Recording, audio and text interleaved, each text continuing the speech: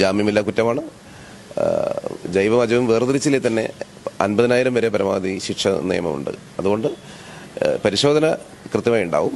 പരിശോധന സഹകരിക്കാത്ത സ്ഥാപനങ്ങളെ നമ്മൾ പ്രോസിക്യൂഷന് വിധേയമാവും. പിഴ ശിക്ഷ ഉൾപ്പെടെ നൽകും. പരിസര ശുചീകരണം, ഉറവിട മാലിന്യ സംസ്കരണം എന്നിവ ഉറപ്പുവരുത്തുന്നതിനായി ക്ലീൻ സിറ്റി മാനേജർ CK വത്സന്റെ നേതൃത്വത്തിൽ ഇന്ന് പെരിന്തൽമണ്ണയിലെ സർക്കാർ സ്ഥാപനങ്ങളിൽ പരിശോധന നടത്തുകയാണ്. പെരിന്തൽമണ്ണ ട്രോമ കെയർ യൂണിറ്റിനെ കൂടി ഉൾപ്പെടുത്തിയുള്ള പ്രത്യേക വിജിലൻസ് സ്ക്വാഡിന്റെ നേതൃത്വത്തിലാണ് ഇത്തരത്തിൽ പരിശോധന നടത്തുന്നത്.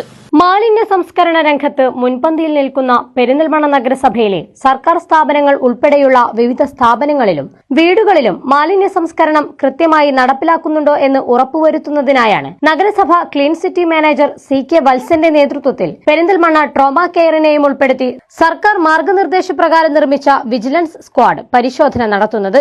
ഒക്ടോബർ 2 ഗാന്ധി ജയന്തിക്ക് മുന്നോടിയായി നടക്കുന്ന ശുചീകരണ പ്രവർത്തനങ്ങളുടെ ഭാഗമായി പെരിന്തൽമണ്ണയിലെ പൊതുമേഖലാ സ്ഥാപനങ്ങളായ mini civil station, BSNL office, tahsildar office, block panchayat എന്നിവിടങ്ങളിൽ പരിസര ശുചീകരണം, ജൈവ അജൈവ മാലിന്യങ്ങൾ സംസ്കരിക്കുന്നതിനുള്ള പദ്ധതികൾ എന്നിവ കൃത്യമായി പാലിച്ചു പോരുന്നുണ്ടോ എന്ന കാര്യത്തിൽ വിജിലൻസ് സ്ക്വാഡ് പരിശോധന നടത്തിയത്.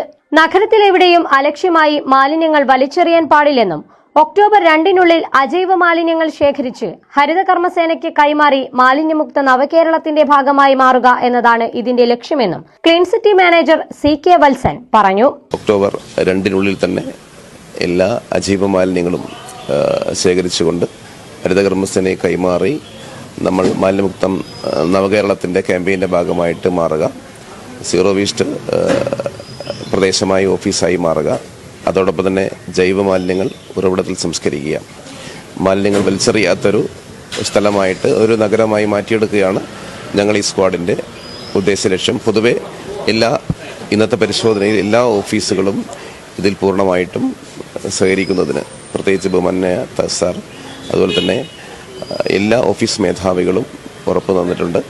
ഈ ഒക്ടോബർ 2 തന്നെ ഒരു പൊതു ശുചീകരണം നടത്തുകയും അതിൻ്റെ ഭാഗമായിട്ട് എല്ലാ മാസങ്ങളിലും അജൈവ മാലിന്യങ്ങൾ ഹരിതകർമ്മസേനയെ കൈമാറുന്ന രീതിയിലുള്ള പ്രവർത്തനങ്ങൾ ഉണ്ടാവുകയും ജൈവമാലിന്യങ്ങൾ ഓരോ സ്ഥാപനത്തിലും സംസ്കരിക്കുന്ന ബിന്നുകൾ സ്ഥാപിക്കാനുള്ള തയ്യാറെടുപ്പിലാണ് മുഴുവൻ സ്ഥാപന മേധാവികളും എന്ന് ഇന്നത്തെ പരിശോധനയിൽ അറിഞ്ഞു. അത് ഞങ്ങളെ സംബന്ധിച്ചിടത്തോളം വളരെ സന്തോഷകരമായ ഒരു വസ്തുതയാണ്. മാലിന്യങ്ങൾ കൃത്യമായി വേർതിരിച്ച് ഹരിത കർമ്മസേനാംഗങ്ങൾക്ക് കൈമാറാത്തവരും ജലാശയങ്ങൾ മലിനീകരിക്കുന്നവരും കടുത്ത നടപടികൾ നേരിടേണ്ടി വരുമെന്നും അദ്ദേഹം കൂട്ടിച്ചേർത്തു.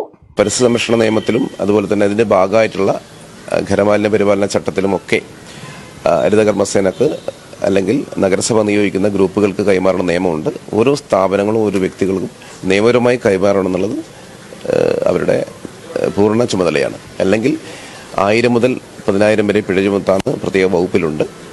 അതുപോലെ തന്നെ മാലിന്യം വേർതിരിക്കണം എന്ന് പറയുന്നതും കേരള മുനിസിപ്പൽ ആക്ട് 334 വകുപ്പുണ്ട്. മാലിന്യം ജലാശയത്തിൽ വലിച്ചെറിഞ്ഞാൽ 340 പ്രകാരം ജാമ്യമില്ലാ കുറ്റമാണ്. ജൈവം അജൈവം വേർതിരിച്ചില്ലേ തന്നെ 50,000 വരെ പരമാവധി ശിക്ഷ നിയമമുണ്ട്. അതുകൊണ്ട് പരിശോധന കൃത്യമായി ഉണ്ടാവും. പരിശോധന സഹകരിക്കാത്ത സ്ഥാപനങ്ങളെ നമ്മൾ പ്രോസിക്യൂഷന് വിധേയമാവും. പിഴ ശിക്ഷ ഉൾപ്പെടെ നൽകും.